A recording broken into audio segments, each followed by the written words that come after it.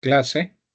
En este caso, dos temas que están ligados, el tema de descentralización y el otro es el índice de desarrollo municipal, que es como el índice es una herramienta que sirve para gestionar y tomar decisiones con respecto a la gestión de los gobiernos locales. Sin embargo, esto nace precisamente de un tema de descentralización, aproximadamente en la década de los 90, específicamente en el año 90, donde se crea la ley de municipalidades y con esto se da paso al tema de descentralización. Algo que nosotros debemos de entender qué es la descentralización o qué es la centralización, ¿verdad? Para que nosotros empecemos a hablar con respecto a esto. Y dice, un Estado centralizado es aquel en el cual su poder es atribuido a un gobierno central. O sea, esto significa que toda la parte de gestión y toda la toma de decisiones pasan por el gobierno central y los gobiernos locales simplemente acatan las líneas estratégicas que del gobierno central. Sin embargo, en este caso, cuando nosotros hablamos de descentralización, es pues esa transferencia o ese empoderamiento que se le está dando a las unidades, en este caso, locales o gobiernos locales, para que tomen sus decisiones, sus propias decisiones, gestionando sus propios recursos. En el caso de un Estado descentralizado, aún no centralizado, se otorga mayor poder a los gobiernos locales, que les permite tomar decisiones propias sobre sus esferas de competencia, la orientación política y gubernamental que plantea que los diversos organismos de la administración estatal deben de gozar de autonomía regional. O sea, el objetivo de la descentralización es darle o atribuirle a los gobiernos locales autonomía regional.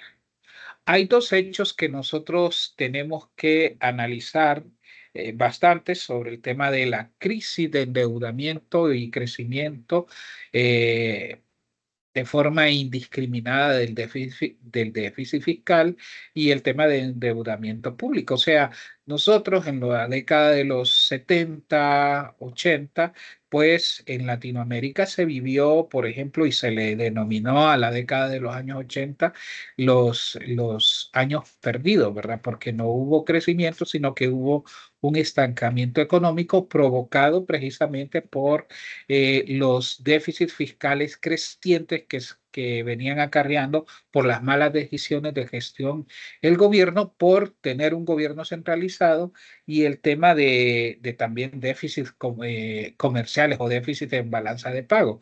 A lo cual nosotros, cuando se presentan esos dos déficits de forma espontánea, nosotros le llamamos déficits gemelos.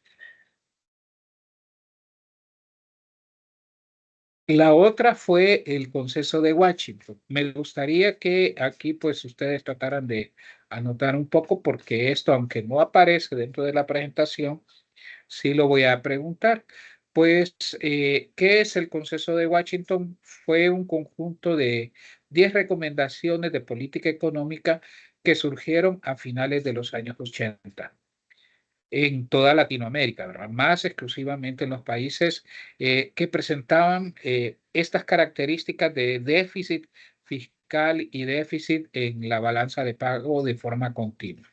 Estas recomendaciones, promovidas principalmente por instituciones financieras internacionales como el Banco Mundial y el Fondo Monetario Internacional, buscaban ser una receta universal para que los países en desarrollo, especialmente los de Latinoamérica, superaran sus crisis económicas y lograran un crecimiento sostenido. Una de las cosas que nosotros debemos de recordar es cuáles eran las principales recomendaciones del Consenso de Washington. Estas recomendaciones se centraban en la liberalización de los mercados y la reducción del papel del Estado en la economía. Recuerden ustedes que cambiamos de un paradigma en donde el Estado tenía una participación activa a un paradigma donde el Estado solo iba a ser regulador. ¿Y cómo encaja entonces el modelo de descentralización con respecto a esta propuesta del consenso de Washington, que es algo que nosotros podemos ver? Entre las más destacadas recomendaciones se encuentran, pues debe de haber una disciplina fiscal. En este caso hay que reducir los déficits fiscales y controlar la deuda pública. El tema de endeudamiento público puede asfixiar la economía. La siguiente recomendación era reorientación del gasto público. En este caso era priorizar el gasto en áreas como educación y salud, reduciendo los subsidios indiscriminadamente. Recuerden ustedes que hasta la fecha nosotros todavía manejamos algunos subsidios, ¿verdad? Como el subsidio a la energía eléctrica, como el subsidio al transporte público, y eso en cierta forma incrementa el gasto público porque al fin y al cabo estas deberían de ser medidas de corto plazo, sin embargo, nosotros las hemos prolongado más allá y eso ha generado una presión en el endeudamiento público. Reformas tributarias, ampliar la base imponible y reducir las tasas impositivas. Recuerden que en este caso nosotros queremos reducir la brecha fiscal y para reducir la brecha fiscal pues hay que generar mayores ingresos a través de reformas tributarias, liberalización financiera, que es desregular los mercados financieros y abrirlos a la inversión extranjera. También en el tipo de cambio, recuerden ustedes que en la década de los 80 nosotros teníamos un tipo de cambio fijo y a partir del decreto 1890, cuando nosotros adoptamos toda esta serie de recomendaciones a través de los paquetes de ajuste estructural, pues nosotros pasamos de un sistema de tipo de cambio fijo a un tipo de cambio flexible. Entonces, dice establecer un tipo de cambio que promueva las exportaciones. De ahí la liberalización del comercio, en este caso eliminando las barreras arancelarias y no arancelarias al comercio internacional, ¿verdad? Las medidas no arancelarias son toda aquella sinnúmero de medidas que se habían implementado para obstaculizar el comercio, como regulaciones fitosanitarias, reglamentos de origen o de procedencia de las materias primas, entorpecían el comercio internacional y no digamos los aranceles que siempre fueron utilizados como un mecanismo de protección para las industrias en el país. De ahí la liberalización de los flujos de capital, permitir la libre entrada y salida de capitales sin ningún tipo de restricción, privatización de empresas estatales, o sea, un movimiento de que ahora el Estado, en la década de los años 64, 65, 70, recuerden ustedes que tuvo bastante inversión pública, bastante injerencia en las actividades económicas, donde se crearon un montón de empresas estatales que producían bienes y servicios públicos, que estos bienes públicos bien podrían ser provistos por el sector privado. De ahí de desregulación, que en este caso es reducir las regulaciones que limitan las actividades económicas y como último punto dentro de las recomendaciones era garantizar los derechos de propiedad y fortalecer el sistema judicial. O sea, aquí dentro de la propuesta, que es una propuesta totalmente neoliberal, y claro, no hay que satanizar el tema del neoliberalismo y no hay que verlo con horror porque era una propuesta, era una receta general para todos los países, sin embargo, esta tuvo sus efectos positivos y sus efectos negativos. En este caso, dice, el Consenso de Washington tuvo un impacto significativo en la economía de muchos países en desarrollo, como los nuestros. Si bien algunos de estas reformas contribuyeron a estabilizar la economía, que era lo que principalmente quería este tipo de medidas, y promover el crecimiento, también generaron algunas controversias y críticas hacia esto. ¿Cuáles fueron los aspectos positivos que nosotros podemos ver aquí? Control de la inflación y estabilización macroeconómica de muchos países, apertura de los mercados y mayor integración económica global, y un aumento a la inversión extranjera directa, porque se estaban generando las condiciones para que inversionistas vinieran a estos países, que a través de sus inversiones generaran pues la transferencia de tecnología, que es lo que se quería, y el tema de la empleabilidad. En este caso, ¿cuáles son los aspectos negativos de este consenso de Washington? Pues un aumento de las desigualdades sociales. Nosotros sabemos que hay una asimetría, o que hubo una asimetría entre ricos y pobres. Los ricos se hicieron muy ricos, y los pobres realmente se volvieron casi indigentes, ¿verdad? Esto pasó en casi todos los países de Latinoamérica que aplicaron este tipo de medidas, a excepción, que dice la historia, de Chile, ¿verdad? Precarización del empleo. Hubo una tasa importante de desempleo a nivel global, y reducción del gasto social en algunos países, ¿verdad?, como los nuestros, porque recuerden ustedes que este tipo de medidas estaba promoviendo el ajuste de gastos, y hacer gastos, no hacer gastos en sectores que de repente no se miraba un efecto directo para el tema de crecimiento y desarrollo, y crisis financiera en algunos casos. Las críticas al Consenso de Washington se centraron en su carácter único y en su falta de consideración por las particularidades de cada uno de los países. O sea, aquí se aplicaron las medidas de forma indistinta e indiscriminada, sin tomar en cuenta las características económicas de cada uno de los países que las estaban aplicando. Muchos argumentaron que estas políticas neoliberales favorecieron a los intereses de los países desarrollados y de las grandes corporaciones, en detrimento de las poblaciones más vulnerables. El Consenso de Washington fue una propuesta de política económica que buscaba una solución universal para los problemas económicos de los países en desarrollo.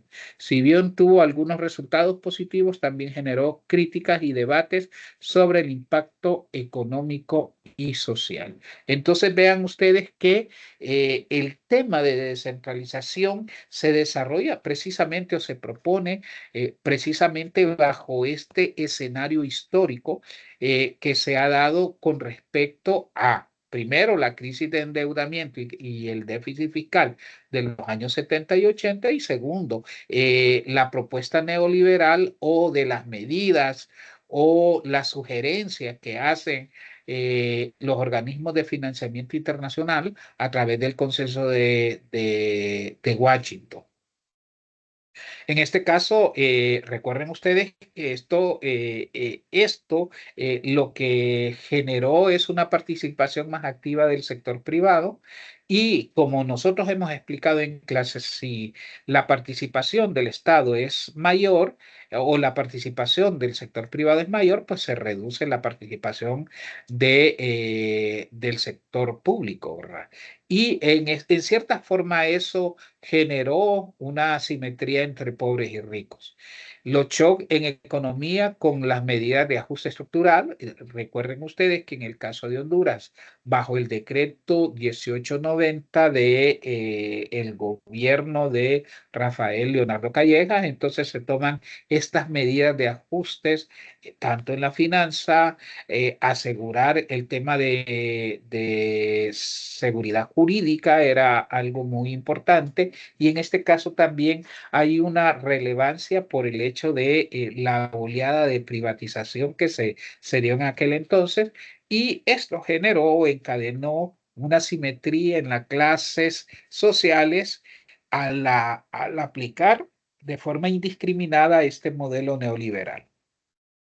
Ahora, una de las cosas que se buscaba dentro de esta nueva propuesta, eso significa que si el tamaño del Estado se reduce, entonces, bien, esas funciones que antes el Estado tenía por obligación, por deber, ¿cómo van a ser transferidas? Pues a través de la descentralización, de pasar sus actividades, pasar todas sus acciones a otras unidades estatales que pudiesen servir, en este caso de las unidades locales, que pudiesen servir y gestionar los recursos supuestamente de una forma eficiente. Entonces, ¿cuáles son las tres funciones de este Estado democrático? De este nuevo Estado que ha cambiado de paradigma. Número uno, crear las mejores condiciones de competitividad en el ámbito económico, o sea que el Estado debe de asegurar el tema de competitividad a nivel nacional e internacional. En este caso también una de las funciones es reducir la pobreza y aumentar el tema de equidad en el ámbito social, pero esto no se dio de forma espontánea, yo lo aclaro. Esto se dio más o menos ya en los años 2000, cuando después de 10 años de aplicar un modelo neoliberal, se dieron cuenta que la asimetría entre los pobres y ricos se habían incrementado. Entonces, ahora tenían que buscar medidas paliativas, se les llamaba en aquel entonces como medidas que buscaban darle al modelo un rostro humano, ¿sí? Porque así como se aplicó el modelo, lo que generó, pues, fue una simetría entre los que tenían y los que no tenían, ¿verdad? Y en lo político, lo que buscaba este modelo era viabilizar una participación constructiva cumpliendo con eficiencia y probidad. Ahora, cuando nosotros hablamos de crear las condiciones de competitividad con respecto a la búsqueda de competitividad y eficiencia fiscal, ¿qué es lo que se buscaba? Pues la mejora en la adecuación de los servicios públicos. Recuerden ustedes que un Estado que se había desgastado, un Estado central que se había desgastado, también ya no ofrecía ni las condiciones mínimas a la población para acceder a los servicios básicos. Entonces, a través de esta descentralización, lo que se busca es mejorar la adecuación de los servicios públicos, de potenciar, de que lleguen realmente estos servicios y bienes a la población final. La descongestión de la administración pública, pues antes se hacían todos los trámites en el gobierno central y lo que se quiere es que todas esas gestiones administrativas pasen a unidades regionales. Y número tres, una mayor participación ciudadana de los procesos de asignación y control del gasto. Aunque yo digo que esta siempre es una tarea que dentro del modelo de descentralización todavía se debe, y que incluso nosotros, aunque nosotros tenemos una ley que data desde 1990, que es la ley de municipalidades, en Honduras, de donde se confiere la autonomía municipal, realmente el tema de participación ciudadana en el tema de las tomas de decisiones o que tomen en cuenta su opinión acerca de si los programas y proyectos que están desarrollándose son de interés para la comunidad. Todavía no se ha hecho palpable, aunque se tiene mecanismos dentro de la misma ley, como lo es el tema de cabildos abiertos, ¿verdad? Y el tema de participación ciudadana, todavía estamos a deber en esa parte. ¿Cuáles son los retos que tiene la descentralización política? Pues la descentralización política debe de construir a contribuir, perdón, debe de contribuir a una amplia participación ciudadana en la gestión pública y reducción de la corrupción.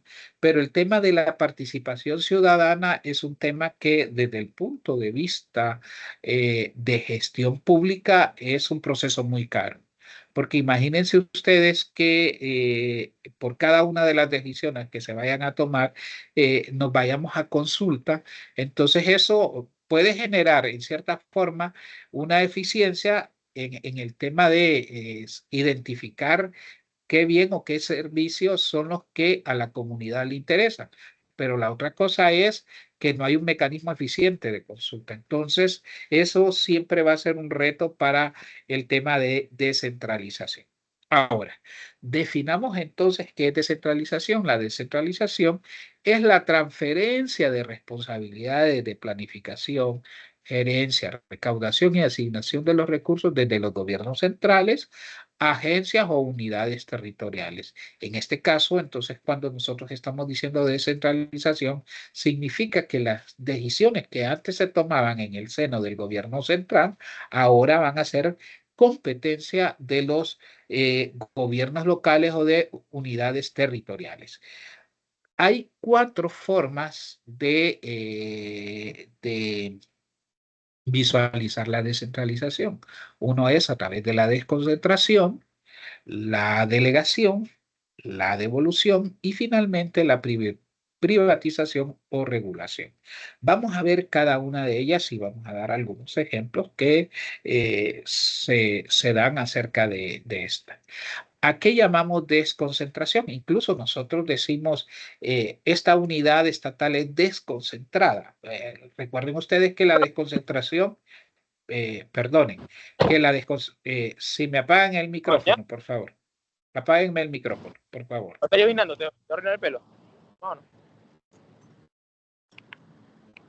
Vamos a apagar acá.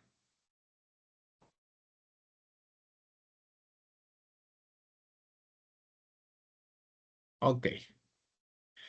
Eh, el tema de desconcentración, decíamos nosotros, incluso nosotros decimos que algunas unidades estatales son desconcentradas. Las unidades desconcentradas recuerdan que deben de responder de su accionar ante terceros, ¿verdad? Entonces, en este caso, la institución que le da vida y le da sentido a la unidad desconcentrada. Entonces, cuando nosotros hablamos de desconcentración, dice redistribución de poder, de decisiones y de responsabilidades financieras y de administrativas entre varios niveles de gobierno central hacia oficinas no localizadas en la capital. Esto significa que, por ejemplo, nosotros tenemos el Ministerio de Educación, pero el Ministerio de Educación solo lo tenemos de forma centralizada en donde está la capital de la República. Sin embargo, nosotros tenemos departamentales que fungen bajo los intereses de, el Ministerio de Educación y que son representantes ante terceros que son realmente oficinas no localizadas en la capital, ¿verdad? Donde se pueden hacer trámites administrativos y no sé si hace referencia también el tema de pagos financieros y todo lo demás. La delegación, dice, es la transferencia de poder de decisiones y administrativas incluidas responsabilidades financieras sobre funciones públicas a organizaciones semiautónomas, no totalmente controladas por el gobierno central, pero que responden en último término a este. O sea, en este caso yo diría que son como las instituciones autónomas que nosotros tenemos acá, que aunque tienen personalidad jurídica, tienen sus propios reglamentos, toman sus decisiones de gestión, pero la gestión total va o responde ante el gobierno central. Y eso es lo que sucede, por ejemplo, con las instituciones autónomas que nosotros decimos, como es la Universidad Nacional Autónoma de Honduras, ¿verdad? Que es la que rectora la educación pública superior, ¿verdad? Pero su gestión debe de responder ante el gobierno central y ante las instancias gubernamentales de ese nivel. De ahí nosotros tenemos lo que es la devolución, y en este caso la devolución es lo que hace alusión al tema de autonomía municipal. Dice transferencia de autoridad financiera y administrativa hacia gobiernos locales, particularmente hacia municipios que eligen sus alcaldes y consejeros, cobran sus impuestos y tienen independencia para la toma de decisión en sus inversiones. Y finalmente, la privatización, que es una política dirigida a que los servicios que son provistos antes por las empresas públicas sean asignados a grupos comunitarios, cooperativas, asociaciones voluntarias o privadas, individuos, pequeñas empresas informales y otras organizaciones no gubernamentales. Por ejemplo, en el caso de la privatización, las alcaldías usualmente tienden a privatizar sus servicios. Por ejemplo, el tema del servicio de los mercados, ¿verdad? El manejo de los mercados públicos. Muchas veces los gobiernos locales prefieren transferir esas obligaciones a terceros, como a asociaciones, por ejemplo, de vendedores que manejen los mercados, que cobren y que hagan ellos uso de esos recursos que utilizan para mejorar las condiciones de los mercados. Entonces, el tema del tren de aseo que está privatizado, ¿verdad? Que el, el, el gobierno municipal cobra una tasa de tren de aseo de forma anual y en este caso contrata a una empresa que haga todo esto y se libra de que el gobierno local esté contratando, por ejemplo, personas que vayan a recoger la basura y motoristas que también lleven los camiones y todo lo demás. Entonces, hay cierta ventaja con el tema de privatizar algunos servicios públicos porque lo que se trata es de hacer más eficiente este tema. Para Rondinelli, el tema central de la descentralización, pues es el financiamiento. ¿Cómo vamos a financiar el tema de descentralización? ¿Qué es lo que significa esto? Bueno, ¿quién paga por los bienes y servicios públicos? Porque antes, no se asumían tal vez cobros porque era un Estado paternalista, o si se asumía algún tipo de pago, era de forma subsidiada. Ahora, con este nuevo modelo, pues se tratan de quitar esos subsidios y esa carga o esa presión al gasto público. ¿Cómo se determinan los montos y cuáles son las formas de pago? Me gustaría que anotaran esta parte, la forma de financiamiento de las actividades de descentralización. El autofinanciamiento y recuperación de costos es referido al hecho de la provisión de un bien o de un servicio desde las unidades locales y que los usuarios paguemos por el uso de ese bien o de ese servicio. ¿Sí? Autofinanciamiento. El cofinanciamiento hace referencia a que dos partes, ya sea donantes, ya sea el gobierno central o el gobierno general y la comunidad o el gobierno local, asuman cada uno un porcentaje de financiamiento para echar a andar algunos proyectos, algunos programas y proveer algunos servicios. La expansión de ingresos hace referencia a número uno, a potenciar las actividades que se pueden desarrollar en las comunidades, ¿sí? Porque las comunidades tienen una razón de ser y las comunidades también, recuerden ustedes que el hecho de ubicarse en una zona geográfica determinada obedece algún tema de interés económico-social. Entonces, hay que desarrollar estas actividades que son potenciales dentro de la zona, y la otra son el tema de la reforma de los tributos. La siguiente forma de financiar las actividades de descentralización son las transferencias intergubernamentales, que en este caso hace referencia a transferencias por reglas o fórmulas, y estas transferencias no son una dádiva para las alcaldías, sino que más bien es un compromiso que asumen los gobiernos centrales por el hecho de que están captando de forma combinada impuestos en las comunidades que van al Tesoro Nacional. Y por último, la autorización de empréstitos locales o lo que es el endeudamiento público, pero en este caso yo decía que para el endeudamiento público de las alcaldías tienen que tener un dictamen favorable de la Secretaría de Finanzas, porque recuerden que todo endeudamiento del sector público, independientemente sea gobierno central o gobiernos locales, lo tiene que, eh, eh, que regular la Secretaría de Finanzas. Y además eso pasa como un proyecto al soberano Congreso Nacional, que es quien aprueba o no la solicitud de crédito. Ahora, hablemos un poco sobre las transferencias intergubernamentales. Entre las transferencias intergubernamentales vamos a distinguir las siguientes.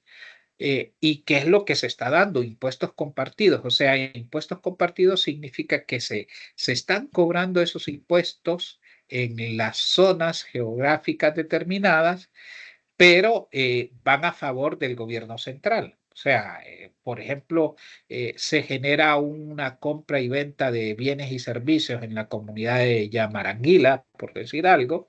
Allá se está generando el tributo, pero ese tributo no queda en esa zona, sino que debe de venir a las arcas del gobierno central, ¿verdad? Tesorería. Entonces, obviamente a eso se le llaman impuestos compartidos, y como son impuestos compartidos, entonces se debe de otorgar cierto porcentaje de ese cobro para los gobiernos locales para poder fortalecer sus finanzas y para que ellos puedan también desarrollar sus programas y proyectos que puedan generar bienestar en la comunidad.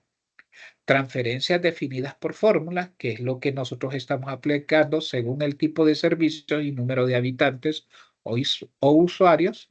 También se dan transferencias ad hoc para servicios que el gobierno central desea promover. Por ejemplo, en el 2020, recordemos que se dieron transferencias ad hoc para fortalecer el sistema de salud, ¿verdad?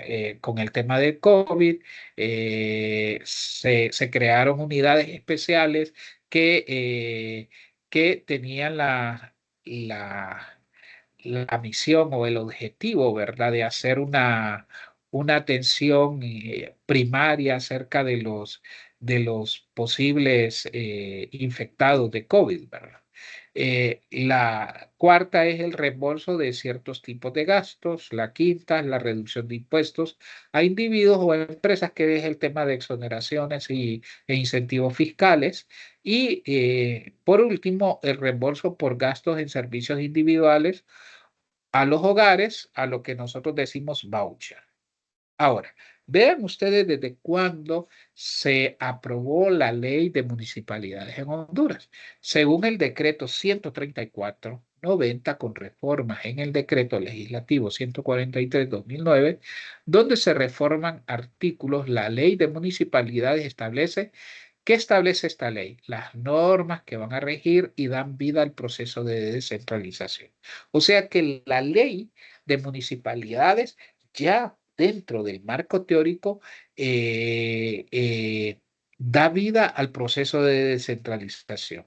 Mire, desde 1990 y todavía siento yo que tenemos eh, bueno, una gran oportunidad de poder cambiar, porque recuerden ustedes que el tema de descentralización es, ok, estamos pasando lo que antes el gobierno central hacía, ahora lo vamos a delegar para que lo hagan los gobiernos locales. Y dentro de los objetivos que perseguía el gobierno central o el gobierno general era el aumento del bienestar de la población. Entonces, esto pasa directamente ahora a los gobiernos locales, solo que el gobierno local conoce a su comunidad o supuestamente debe conocer a su comunidad, tiene palpable las necesidades de su comunidad y a través de la reformulación presupuestaria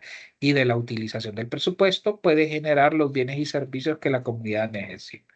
Según el artículo 12, según las reformas del decreto 143/2009, se entiende por autonomía municipal. Miren, esto es importante. ¿Qué es la autonomía municipal? Es el conjunto de potestades o facultades otorgadas por la Constitución de la República y la presente ley al municipio y a la municipalidad como su órgano de gobierno, que se organiza. Y aquí vean ustedes, aquí hay dos unidades que nosotros tenemos que diferenciar.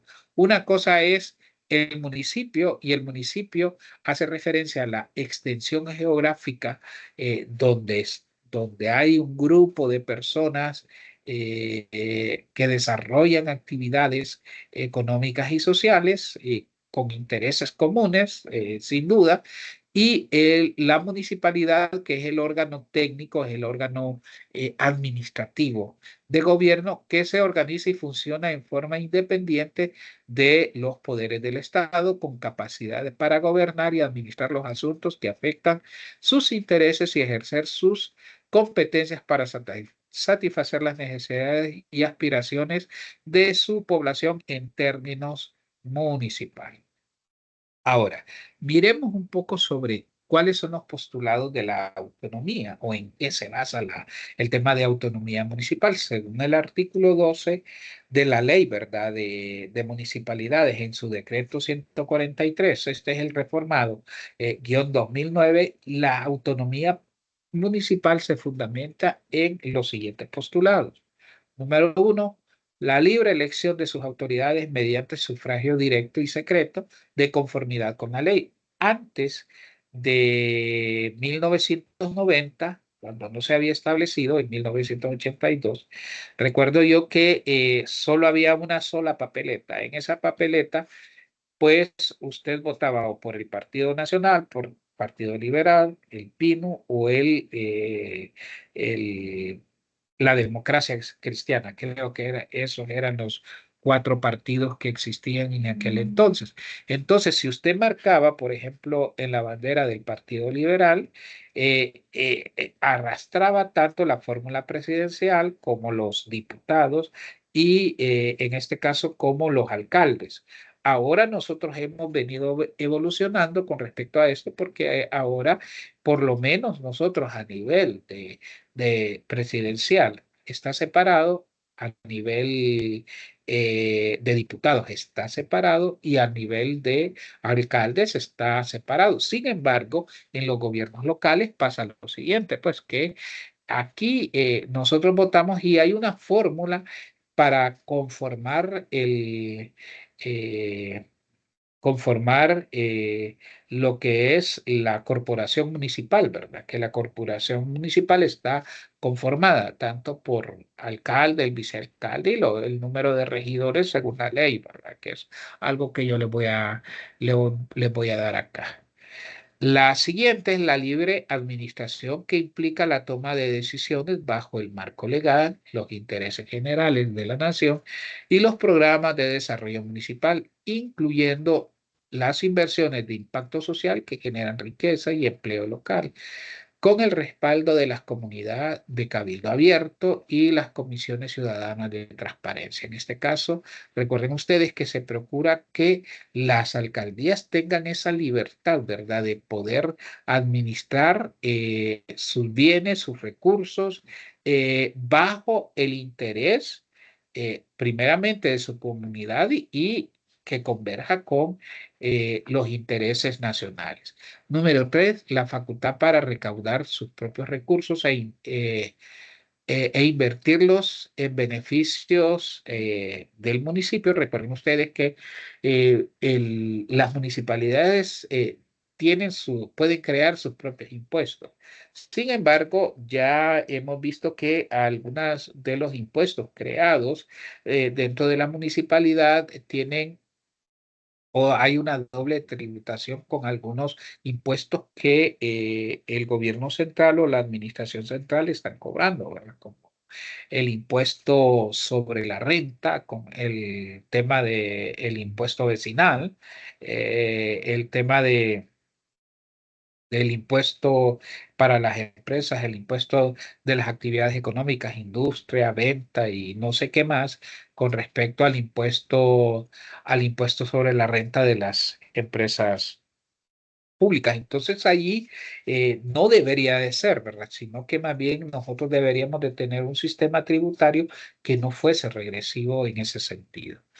La protección, conservación, reforestación y preservación del medio ambiente, la elaboración, aprobación y ejecución y administración de su presupuesto, la planificación, organización y administración de los servicios públicos municipales y la facultad para crear su propia estructura administrativa y formar y forma de funcionamiento de acuerdo con la realidad y necesidades municipales.